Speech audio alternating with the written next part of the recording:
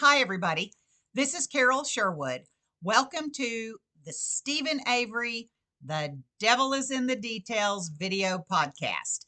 And I want to kind of give you a little bonus feature on this one. It's a little episode that I want to explain to you all why I am so convinced that there are two RAV4s in this case. That one is a decoy. Now, in my episode number 1, you get the why are there two, and you get the how many people would it take to pull this off, kind of my take on that. This is a little bit different. What I want you to realize from this is why I personally got to the point to where I felt like there are two RAVs, and that I fully believe that at this point.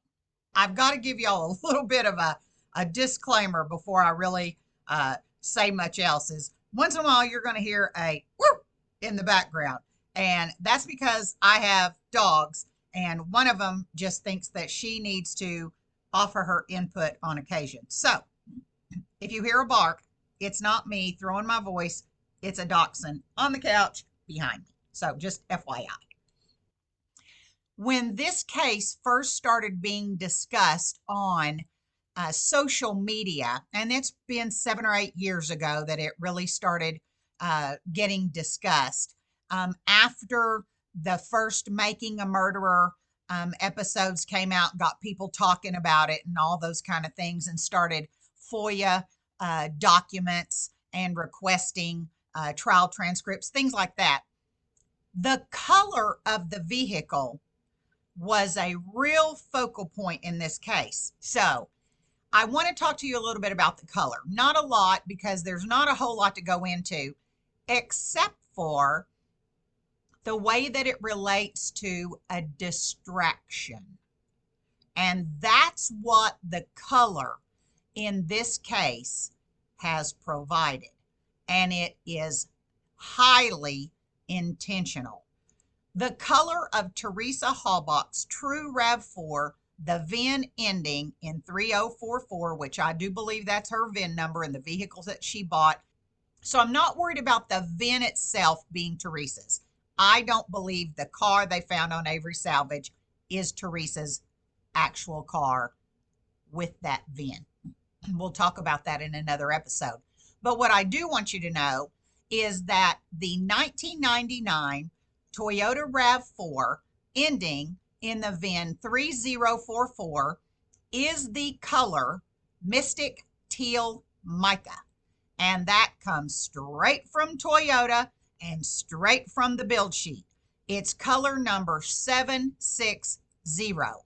And that's what it states on the build sheet. It's what it states on all the documentation that goes back to that VIN. 760 is Mystic Teal Mica. The key word in that 3-word phrase is teal. Green, blue, blue, green, greenish, bluish, bluish, greenish, little more green, a little more blue, what have you.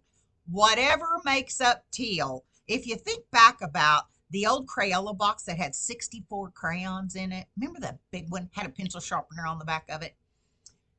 There were several shades of blue, several shades of green. There's lots of other colors too, but some of them were fairly close to each other.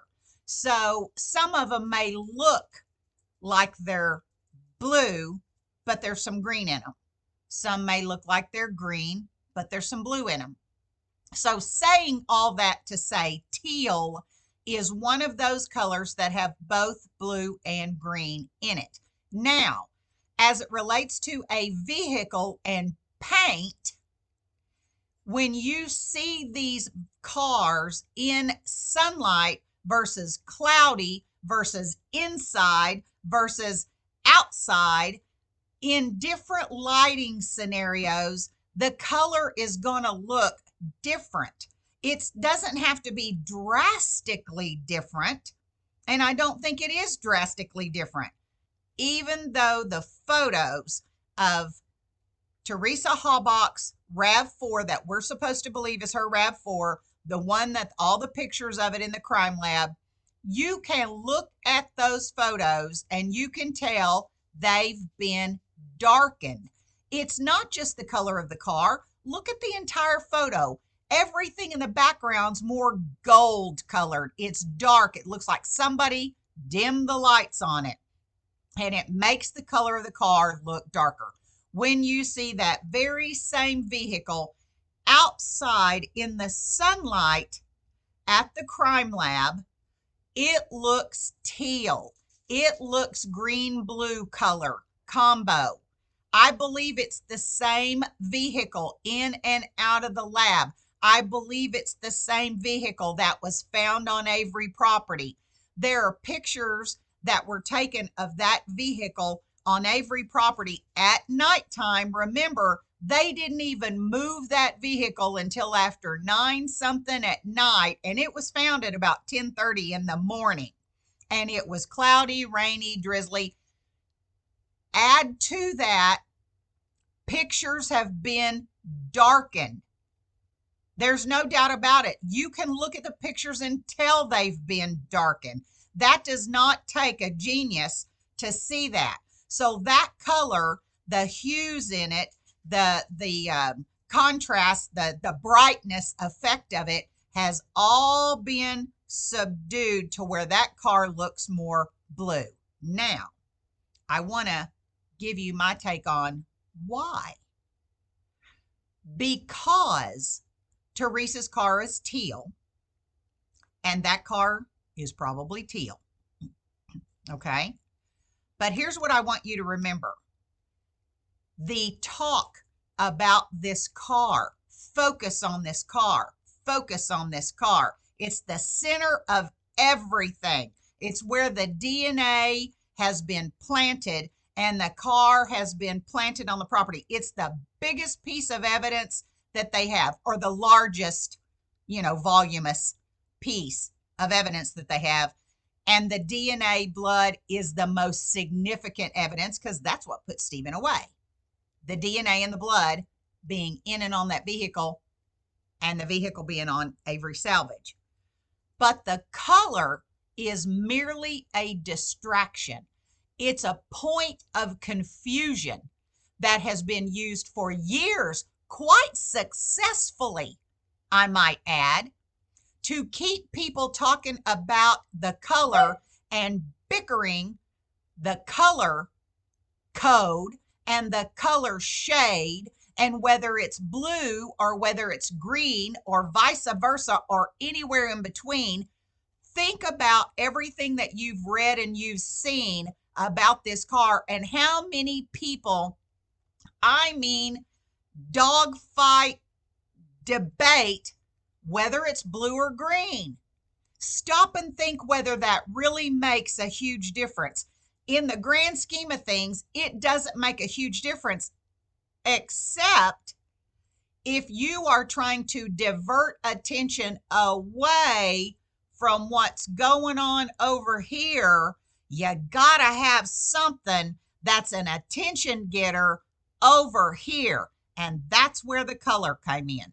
And that's where the confusion and the debate and the discussion and all of that about the color that has gone on for years and years and years came from. And it still happens today. I can look at a social media post, and even this week, somebody's arguing about whether the car's blue or green. I'm like, but let me tell you where the distraction leads. You think it stays over here, but if you're a researcher and you're an investigator and you're not buying that the color is what this is all about, and you're not sold on the fact that there's two RAVs because one's blue and one's green, I'm not.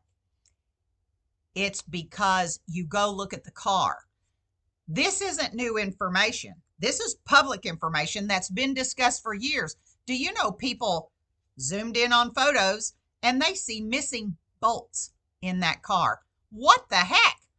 It's a 4-year-old car. Teresa bought it basically practically brand new. It had 38,000 plus miles on it, and it was a 4-year-old car.